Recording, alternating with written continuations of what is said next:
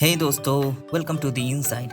आज हम बात करेंगे एक ऐसे महान व्यक्ति के बारे में जिसने इंडिया को एक नई पहचान दिलाई, जिसने इंडिया को अपने सुंदर कविताओं से मोह लिया, जिनको लोग कवि गुरु या फिर विश्व कवि के नाम से जानते थे। वो और कोई नहीं, अपने रविंद्रनाथ टैगोर जी थे, जिनके आज 160वें जन्मदिन पर हम इनके कुछ अननोन फैक्ट जानेंगे। तो बिना किसी देरी के लेट्स डाइव इनटू इट।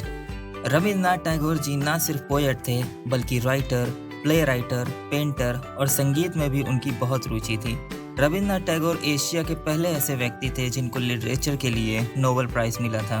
उनके पिता का नाम देवेंद्रनाथ टैगोर था। उनका जन्म कोलकाता में 7 मई को 1861 को हुआ था और वो अपने घर में सबसे छोटे थे।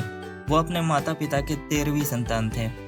8 साल के होने पर उन्होंने अपनी पहली कविता लिखी थी और 16 साल के होने पर उन्होंने कहानियां और नाटक लिखना शुरू कर दिया था। उन्होंने अपने जीवन में हजारों कविताएं लिखी, अनेकों उपन्यास और कहानियां लिखी। क्योंकि वो एक संगीत प्रेमी भी थे, उन्होंने 2000 से ज्यादा गानों की रचना करी, जिनमें से एक आज हमारा इंडिया का राष्ट्र गान जन गण मन है, जिसको हम सब लोग आज गर्व से गाते हैं। उनके जीवन के 51 साल तक तो उनकी जितनी भी उपाधियां थीं, वो सिर्फ कोलकाता और उसके आसपास की जगहों पर ही फेमस थी।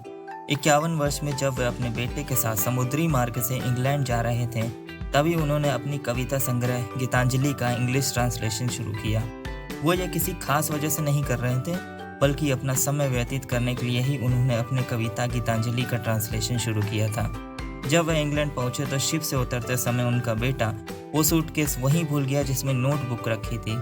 ये एक ऐतिहासिक पल साबित हुआ। जब रविन्द्रनाथ टैगोर जी के इंग्लैंड के मित्र रूथ हेस्टिन को, जो एक चित्रकार थे, ये बात पता चली कि गीतांजलि को स्वयं टैगोर जी ने अनुवादित किया है, तो उसे पढ़े बिना नहीं रह पाए। वो उनको इतनी अच्छी लगी कि वो उसमें मनमुग्ध हो गए। उन्होंने ये नोटबुक विलियम बटलर यीस्ट को पढ़ने के लिए दी।